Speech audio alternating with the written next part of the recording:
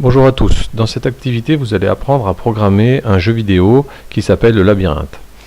Alors pour commencer on va aller télécharger une scène, un arrière-plan qui va nous permettre d'avoir un labyrinthe en fond d'écran. Puis dans un deuxième temps on apprendra à programmer les déplacements de Scratchy, et dans un troisième temps on apprendra à placer un deuxième lutin et à valider le passage du labyrinthe lorsque Scratchy touchera le deuxième lutin. Allez, pour commencer, on va ouvrir le logiciel Scratch qui se trouve dans le dossier mathématiques du bureau. Si le logiciel Scratch est en anglais, n'hésitez pas à changer la langue avec la petite planète qui se trouve ici. Ensuite, vous devez avoir une interface qui ressemble à celle-là. On peut se placer sur la scène, c'est là où va se trouver l'arrière-plan. L'arrière-plan, on va aller le télécharger. Alors on va se mettre sur Firefox, sur un moteur de recherche, Bing par exemple. Vous tapez Maze Generator, comme ceci. Vous faites la recherche, et là, normalement, le premier qui apparaît, c'est Maze Generator, le générateur de labyrinthe. Alors ici, on va changer les dimensions. On va mettre 15 sur 10.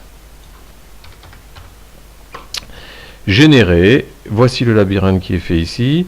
Pour pouvoir l'insérer dans Scratch, on va le mettre en PNG, c'est-à-dire en image. On va le télécharger. Vous enregistrez le fichier, vous faites OK, et là le fichier se retrouve dans le dossier téléchargement dans vos documents.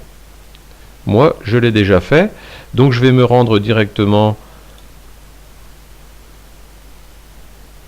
sur le logiciel Scratch pour insérer. Donc ça se trouve ici. Insérer le labyrinthe. On voit que le labyrinthe est beaucoup plus petit que la fenêtre de jeu, donc on va pouvoir l'agrandir, le sélectionner. N'hésitez pas à prendre un petit peu plus large lors de la sélection. Si vous oubliez de prendre un mur, et bien votre agrandissement se fera sans ce mur, et là ça ne pourra pas fonctionner. Donc vous agrandissez le jeu de façon à ce qu'il prenne à peu près toute la place. Voilà. Ensuite on clique sur le lutin. Visiblement le lutin est beaucoup trop grand pour se glisser dans les couloirs du labyrinthe, donc on va se placer sur le lutin et on va le réduire. Voilà, il est encore un petit peu trop grand, on le réduit. Là on teste, on voit qu'il passe, il passe juste, il faudrait encore un petit peu le réduire. Voilà. Une fois que vous avez fait ça, vous avez fini la première vidéo.